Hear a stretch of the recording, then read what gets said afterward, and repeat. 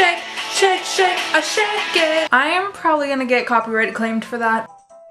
Hey, what is up you guys? Welcome back to the channel. I know I haven't been here in a while, and I wasn't really even planning on making a video today. Again guys, sorry about the setup. I still haven't figured out what I'm going to do for recording here, but now I'm sitting on my floor in front of my couch, and of course I still don't have a tripod, so this is on top of a few baskets. You know, I'm a mess. Like, my recording is a mess just like I am. And inconsistent. Just like my upload schedule. But anyways, so I wasn't planning on making a video like when I woke up this morning, but then I started watching the E3 conference for Nintendo started today. So today was day one of Nintendo's panel at E3, and I got really excited, like I need help excited. So yeah, today I just wanted to sort of, first off, because I'm obviously obsessed with Zelda, as you guys know, and Breath of the Wild is like literally the best game of 2017. Like, I don't even care what you think, because you're wrong. So obviously at E3 today we saw a new trailer for the Breath of the Wild DLC. So of course with the first DLC we kind of knew what we were expecting. We were expecting the sort of Cave of Trials and the hard mode, which really looked cool. And then, but what we also saw more of was the DLC pack 2, which comes out during the Christmas time, during the holidays. And we finally got a name for this DLC pack, and we kind of got a small glimpse at what the story might be about, and I sort of have two ideas of what this story could be. So yeah, I'm really excited for a new story and a new dungeon for Breath of the Wild. And so yeah, so I want to look over this DLC trailer with you guys and then kind of give you my thoughts as I go. So yeah, I'm gonna pull that up right now because I'm a professional YouTuber. Like, look, I'm probably in the corner right now, and like the paused video is somewhere. I don't know, maybe I'm not that awesome. Okay. Honestly, this is such a breathtaking view of Hyrule. It's a little bit insane.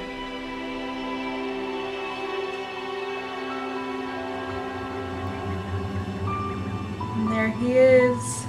This is such a cool idea too, that like you get to the Cave of Trials by putting the Master Sword back. I think that's pretty cool. It's kind of giving up your best weapon.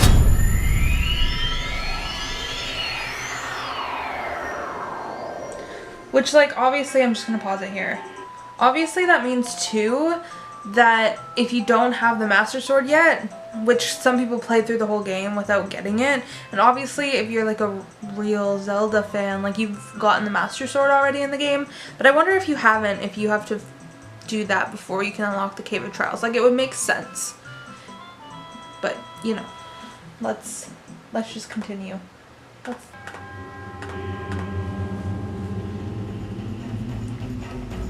Ooh, Trial of the Sword. I love the red font that they use with this too.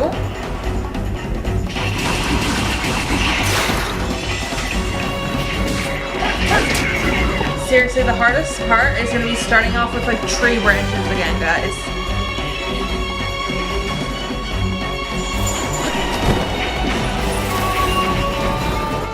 Just gonna pause it. And I really like how it's not like all like one sort of terrain, I guess you could say. Like, we saw at the beginning it was like in the forest, so like kind of like Korok Forest, where the trial starts, and then we see more of like a shrine type of area, and now we see the snow. Like, I really like that it's a differentiation. Is that a word? Yeah, that's a word. But I like that they changed that up a little bit, because I know a lot of people's complaints with Breath of the Wild was that all the dungeons sort of had the same vibe and all the shrines were the same sort of like color scheme, and like, you know what I mean, and all the bosses were sort of the same. So I like that Nintendo sort of redeeming themselves with the Cave of Trials here, or sorry, the Trial of the Sword. I keep calling it the Cave of Trials because that's basically what it is. But I like that they're changing it up a little bit so that, you know, there's a little more diversity in this part of the DLC. So let's keep going.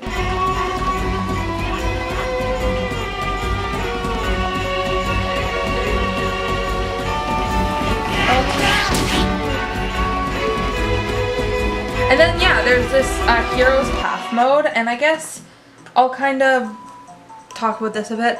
I think this is really useful if you're one of those people that don't like any help with your games. For me personally, I think I maybe looked at like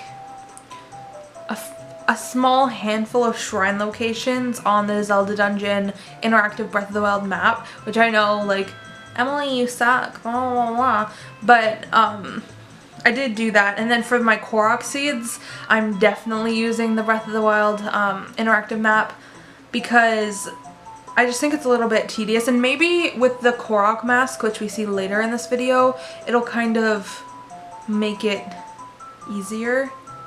Not easier. Emily, you're dumb. It would make it like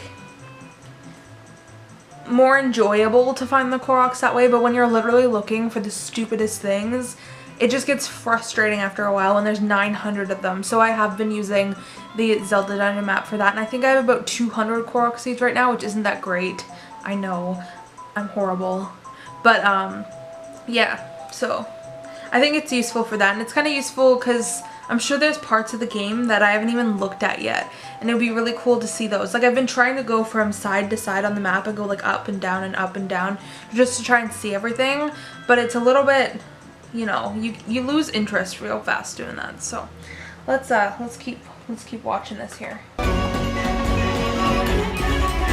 Yeah, and the new armor. I'm really interested to see what some of these things do. Like, of course we know what the Korok mask does, but I really want to know what like Majora's Mask does, and kind of think like they can't do exactly what they did in the past games, but you know, I hope that they're not just a aesthetic thing. I guess that's what I'm trying to say. I hope they have some sort of, maybe not story relevance, but like they do kind of throw back to the other games in more of a way than just like visually showing it. But yeah, I don't know where my thoughts were going there.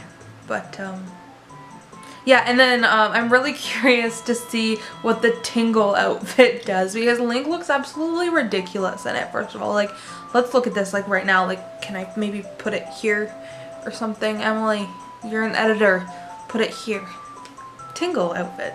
And I'm really curious to know what it does. Maybe you get it from Tingle himself, or like something on the Tingle Islands, because like Tingle Island I thought was really cool, and I thought there was gonna be something super cool there, but there was just a shrine, and I was kind of like, well, I kind of want to see Tingle. You know what I mean? I want to see Tingle. Do we get it from Tingle? Can we meet Tingle?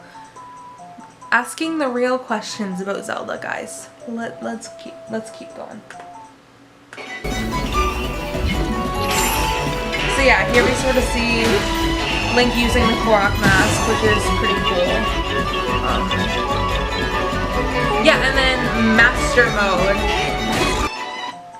Yeah, Master Mode is the hard mode of for Breath of the Wild. So this Master Mode is going to be harder, and so I'm wondering. I don't think we see any of like the red variety of enemies. I think it starts at the blue and goes up from there, which is going to be interesting because, you know, when you're first starting out in just regular mode and you only have tree branches and stuff, just killing that one blue bokoblin out of the group was difficult. So I'm really curious to see how it is now. My god, my hair is an absolute disaster. Can we just talk about this? Like, look at this. I have to like Ash Ketchum my hat to make my hair look okay. This is natural beauty for you guys, except for the hour I spent on my makeup this morning. Just kidding. Nothing about this is natural. I really like that mechanic too, the balloon mechanic. I think that's really neat.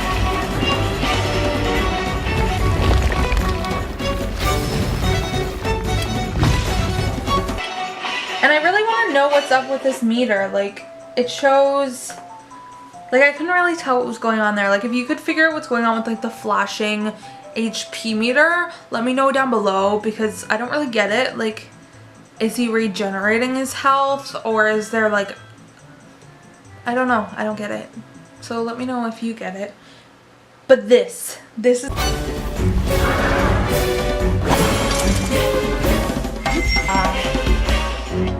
the freaking golden Lionel looks amazing. It really does. It looks amazing. It looks freaking great. And I'm wondering if there's going to be, probably going to be gold varieties of other monsters in the game, which would be dope. Because, you know, it ends at silver, so it would obviously be next to go to gold. Maybe they'll even go to platinum. That would be pretty boss. But I'm also wondering what they'll do about the difficulty of the Molduga, because I was thinking about it the other day, and like it's really the only mini boss in the game that doesn't have like different forms. Like all the Molduga are just as difficult as each other, you know what I mean? So at least with like the Hinox or the Lionels or the Talus, like there's a mini stone Talus and a regular stone Talus and a big one, and there's like a red Lionel, a blue Lionel, a white Lionel, and a silver Lionel. Like, but for the Molduga, they're all kind of the same. So I'm really curious about what they're gonna do about the difficulty there, because are they just gonna be more difficult inherently? Like probably, but I'm just curious, just a thing. So this DLC pass comes out June 30th, so it's coming up really soon. I can't wait to be like huddled up in my bed again, playing Breath of the Wild like I did before, you know. There, Emily, you have no life, you have no friends. Yes, I know. You don't have to remind me, I know. I know I have no friends. Thanks for bringing it up. Oh. There's an ancient verse passed down in this region called the Champion's Ballad. Would you like to hear it? Fun fact about this song. When I was studying for finals, or when I was writing final essays, and I like couldn't think, I couldn't make myself think, there's a 10-hour version of Cass playing this song, and I swear to God, I listened to it just like over and over and over, like on a loop, to write my essays, and I was literally going crazy, and like I heard that song in my dreams, and I still do. So yeah, there's that. But yeah, so there's Cass playing this song. Oh god, guys, I'm excited! And yeah, there's that pan right over to the Divine Beast Ruta. So Ruta is definitely going to be really important in this particular part of the DLC, like the new story. So what I think, because they panned over to this, is that it's definitely going to take place after the events of Breath of the Wild. So when Link and Zelda are going off, after you get like the true ending, when they're going off to see like Vah Ruta has broken down, I definitely think that this is going to take place after. And for a while I had thought the DLC would maybe be like a prequel to Breath of the Wild, but now I sort of think like it's definitely going to be after, and it's definitely, I wonder if the next dungeon's going to be back inside Vah Ruta, which would kind of, would be a little bit disappointing to say the least, but at the same time I think it could be interesting, so yeah.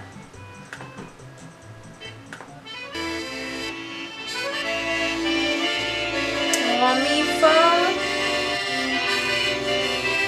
So yeah, so now we're cycling through all of the Hyrule champions here. Oh my god, guys, I'm so excited. This song's getting me hype right now. Like, this is getting me hype. And Zelda, oh my god, I'm so excited. I'm so excited, guys. Zelda Breath of the Wild, the Champion's Ballad, DLC Pack 2. So yeah, that's the end of that. So yeah, I just wanted to sort of talk about now, like, that I've seen that, what my kind of predictions are. So what I think is going to happen is that the DLC Pack 2 is going to be a second story about bringing the champions back. Believe it or not, I feel like Link and Zelda are going to find some sort of Sheikah technology way that they'd be able to bring the champions back to life, because as we saw, like, they're going to talk to Mifa's father about losing her daughter, his daughter. And they're obviously going to want to try and find a way to relieve that pain off of the King Zora. I feel like they're going to find some sort of way to sort of bring back the champions, or at least give them some more closure than they had before. But I think it would be really cool if it was like the first DLC, like DLC Pack 2 was like reviving Mifa, and then maybe we could see some more DLCs in the future. Or the last dungeon is just some way to bring back all 4 of them. And I would really like to see that, just because the champions did sort of die in vain. Like, they didn't die in order to stop Ganon, because their death didn't help. Because they would have been able to help more if they were still alive. And yeah, I feel like they sort of died in vain, and I feel like that's something that Link and Zelda would really want to, like, they would really want to give them a second chance, you know what I mean? So maybe, or maybe even time travel will take place in this part, and going back in time and stopping the champions from dying would be really interesting as well. So I'm really excited to see that, but I definitely think that DLC Pack 2 is going to have something to do with the Hylian champions, obviously in the name of the second DLC pack, the Champions Ballad. But I definitely think it's going to be something about bringing them back and sort of giving them back to their families that obviously miss them. So yeah, I'm really excited to see what the second DLC pack has in store for us, because it's looking really dope. Like, I'm really excited. But yeah, and DLC Pack 1 looks really exciting too. I'm really excited for that Trial of the Sword, and it's kind of just going to be a really big Eventide Island. And like, unpopular opinion, but Eventide Island was my favorite, one of my favorite parts about Breath of the Wild. Like, I definitely liked it more than like the mazes, because I found with the mazes or the labyrinths, you could just climb up the side and like look down and like find all the treasure that way. So with exception to that one which is full of guardian drones, but other than that, and now I'm just rambling, I'm sorry. I'm really excited about freaking Zelda. Freaking Zelda is my life. I love Zelda.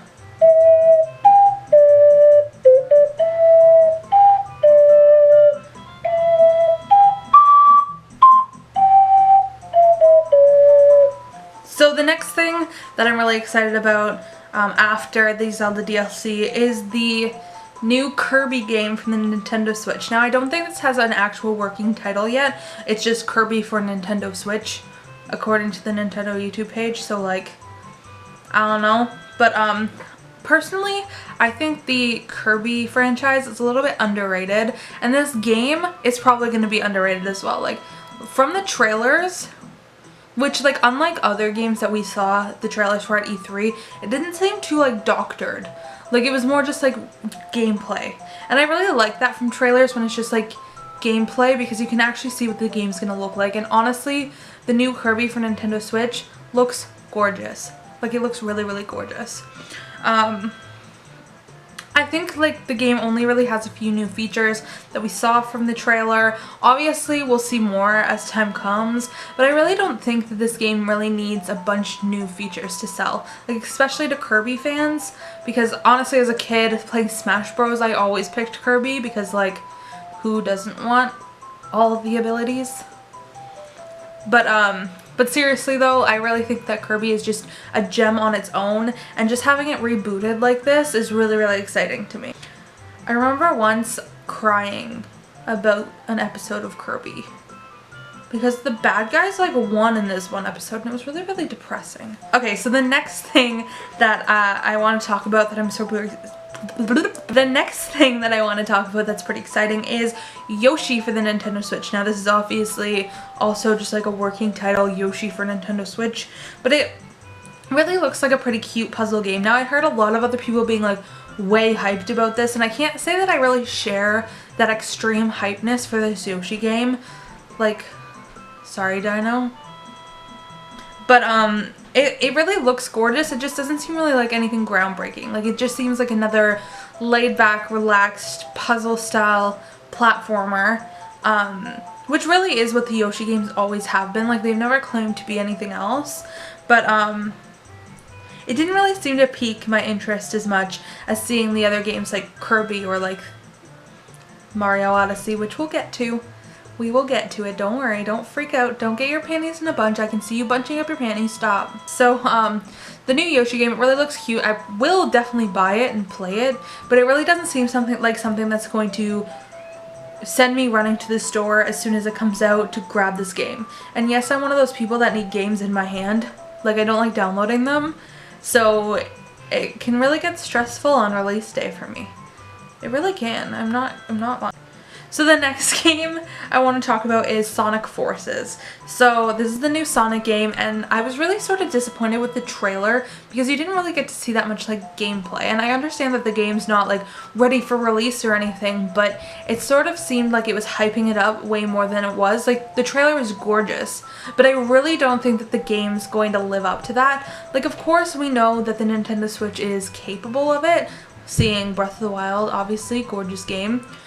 And like, but I really think that if they would have shown it in more of like a Kirby, the way that the Kirby trailer was, that I would be a little more excited, because it doesn't really seem like they're really confident in what they have right now. Like they're not putting it all out on the table. Like we see a few short clips of what the gameplay is going to look like, but it really looks doctored and it looks more like something that they put together for the trailer rather than actual game footage. And I could totally be wrong, like this is just my personal opinion, like don't sue me Nintendo for slander. I'm not slandering you, I love you, senpai. But seriously, the custom character option is really cool. The custom character option is really cool. Honestly, I think that's gonna be a cool selling point for this game. Otherwise, it's just a, you know, a Sonic game, which of course will sell itself. People love making fun of Sonic games, and then the other half of people love Sonic games. So I was really excited about this since hearing about it. Obviously, this wasn't, Sonic Forces wasn't announced at E3. We did know that this was coming before. We just got a closer look at it at E3, but yeah, I don't really think it'll live up to how it looks in the trailer, which would kind of be disappointing, and I really wish Nintendo would be a little bit more down to earth about how this one's gonna look. And if it does look this great, you guys can all come like shit on my face and be like, yeah, you were wrong, Emily, good job. So yeah, obviously this video wouldn't be complete without talking about Mario Odyssey. Fucking Mario Odyssey, seriously? Right off the bat in the trailer we see freaking dinosaurs. Like who doesn't want to be a dinosaur? Like I want to be a dinosaur. But anyway, so we got to see a lot of gameplay today at E3 for Mario Odyssey. So we got to see a really cool like sombrero Mario, which was pretty dope. And then we also saw a really cool 2D mechanic in the game, which I wasn't really expecting.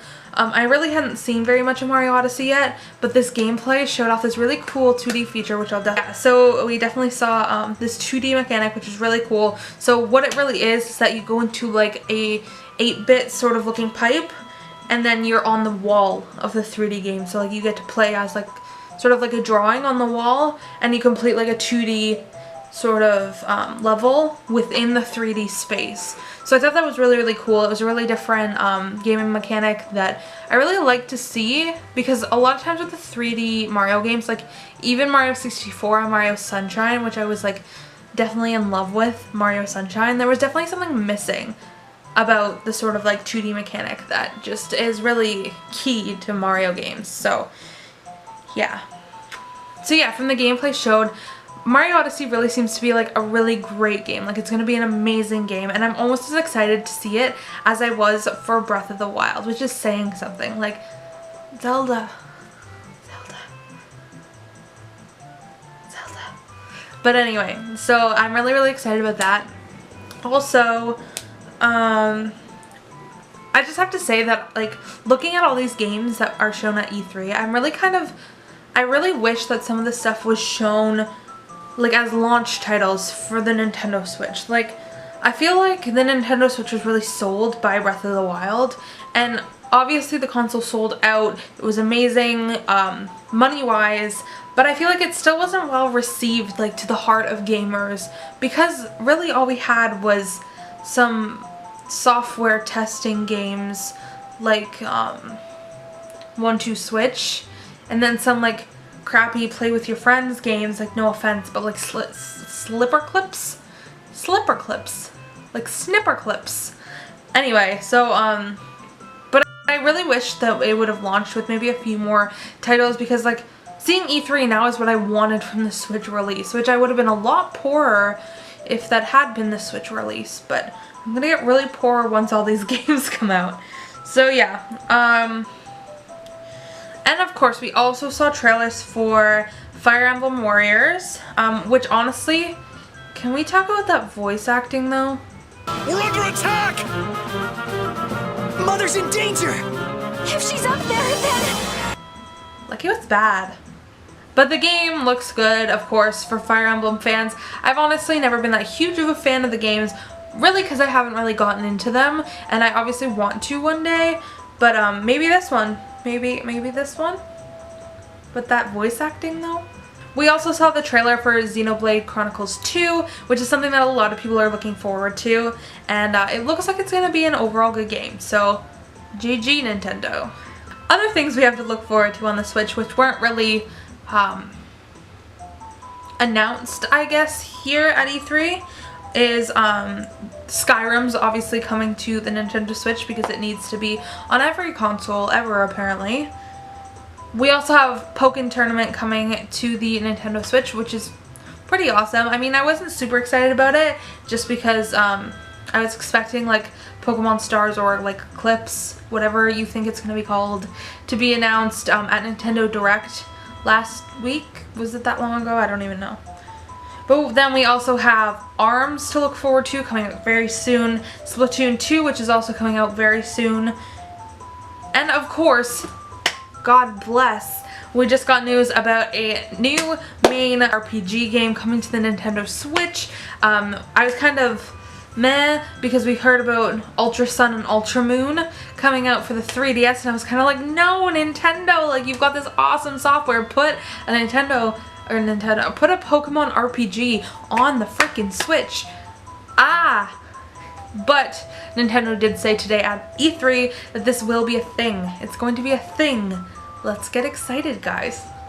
So anyway, guys, I think that's all I really wanted to talk about. Just kind of, obviously all you guys knew all this stuff already, but just to sort of recap and what I think about this kind of stuff. I'm really excited for the Breath of the Wild DLC. I'll definitely keep you guys posted with new theories about the DLC, and when the DLC launches, more theories about that. I'm sorry I've been inactive lately. I've just had some personal things going on, but I'm really looking forward to being here more often. I have another video slated for you guys really soon. It's like half written already, and it's going to be, I'm going to give you a sneak peek if you've gotten this far. It's going to be the differences between the Ocarina of Time manga and game. I'm really looking forward to being here more often and to be releasing videos for you guys. So yeah, I'm sorry about my messy hair, my messy life. So anyway, guys, thank you so much for watching. Like this video if you liked it. You can dislike it if you didn't like it, because that also gives me exposure, and I don't really care. So yeah, if you guys liked it, like up the video. I'd really appreciate it if you subscribed for future content. I make new videos whenever I feel like it. But I'd like to take pride that my video, you're not getting back from that one, Emily.